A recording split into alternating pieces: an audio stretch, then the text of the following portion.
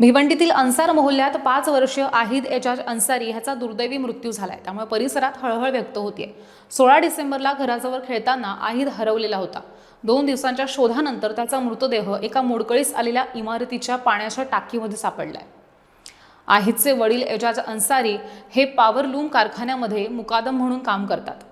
16 डिसेंबरला संध्याकाळी नमाज अदा केल्यानंतर त्यांनी आहिदला बोलवण्यासाठी बहिणीला सांगितलं, पण तो सापडला नव्हता। रात्री उशिरापर्यंत कुटुंबियांनी आणि स्थानिक रहिवाशांनी शोध घेतला। शेवटी शांतीनगर पोलीस ठाण्यात आहिद बेपत्ता झाल्याची तक्रार दाखल केली। पोलिसांनी तातडीनं शोध मोहीम हाती घेतली।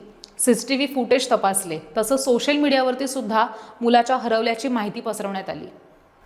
स्थानिकांनी सुद्धा पोलिसांना सहकार्य केलं आणि आहिदचा शोध घेतला, पण 18 डिसेंबरला संध्याकाळी त्याचा मृतदेह एका मोडकळीस आलेल्या इमारतीच्या पाण्याच्या टाकीत सापडला।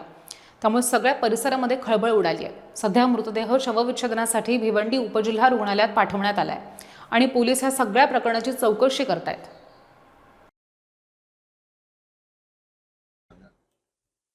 शांतीनगर पोलीस स्टेशनमध्ये अन्सार मोहल्ला आहे।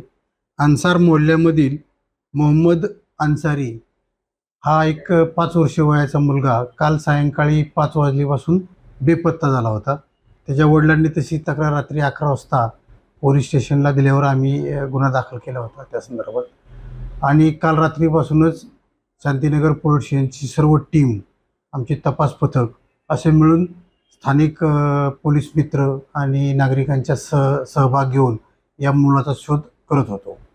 आम्ही त्या भागातले सगळे CCTV कॅमेरे शोधले, चेक केले आणि आम्हाला एका ठिकाणी अशी माहिती मिळाली की तो मुलगा घरापासून मेट्रो हॉटेलपर्यंत जे फवारणी करणारे लोक आले होते कॉर्पोरेशनचे, त्यांच्या पाठोपाठ तो काल सायंकाळी 5 वाजता मेट्रो हॉटेलपर्यंत आला होता।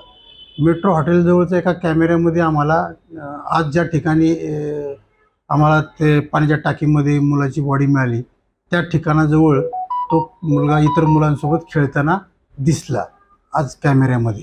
त्यामुळे आम्ही मग त्या बाजूला असलेल्या त्या पडक्या इमारतीमध्ये जाऊन पाहिलं असता त्या पडक्या इमारतीच्या तळमजल्याला जिना आहे आणि जिन्याच्या खाली पाण्याची ओपन टाकी आहे। त्या ओपन टाकीमध्ये हा मुलगा पडलेला मिळून आला। त्याला त्या ठिकाणावरून IGM हॉस्पिटलला घेऊन आता पुढे त्याचे पोस्टमॉर्टम वगैरे आणि पुढील तपास चालू आहे।